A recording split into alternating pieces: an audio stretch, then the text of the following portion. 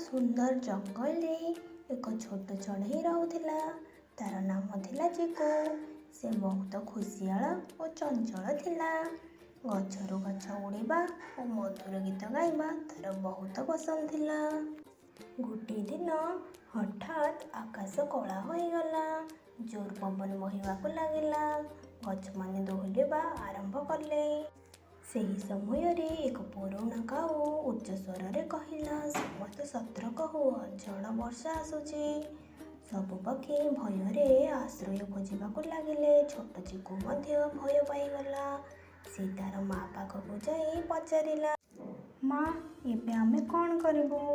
ମା ସ୍ନେହରେ କହିଲେ, ଭୟ କର ନାହିଁ ଚିକୁ, ଶାନ୍ତ ରୁହ ଓ ଭଲ ଭାବେ ଭାବ। କିଛି ସମୟ ପରେ ଭୟଙ୍କର ଝଡ଼ ଆରମ୍ଭ ହେଲା। ବର୍ଷା ଓ ଜୋର ପବନରେ ଚିକୁ ତାର ମା ଠାରୁ ଅଲଗା ହୋଇଗଲା। ସେ ବହୁତ ଡରିଗଲା, କିନ୍ତୁ ହଠାତ୍ ତାର ମନେ ପଡ଼ିଲା ମାଙ୍କର କଥା, ଶାନ୍ତ ରୁହ ଓ ଭଲ ଭାବେ ଭାବ।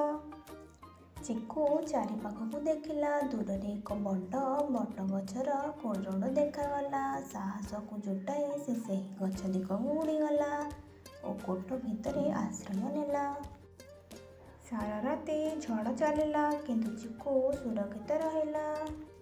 ପରଦିନ ସକାଳେ ସୂର୍ଯ୍ୟ ଉଦୟ ହେଲା। ଆକାଶ ପୁଣି ସ୍ୱଚ୍ଛ ହୋଇଗଲା। ଚିକୁର ମା ତାକୁ ଦେଖି ଖୁସିରେ ଆଲିଙ୍ଗନ କଲେ।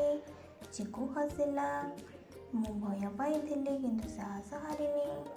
ନୀତି କଥା, ଭୟରେ କେବେ ଭାଙ୍ଗି ପଡ଼ିବା ଉଚିତ ନୁହଁ। ଶାନ୍ତ ମନ ଓ ସାହସ ଆମକୁ ସବୁବେଳେ ବିପଦରୁ ରକ୍ଷା କରେ।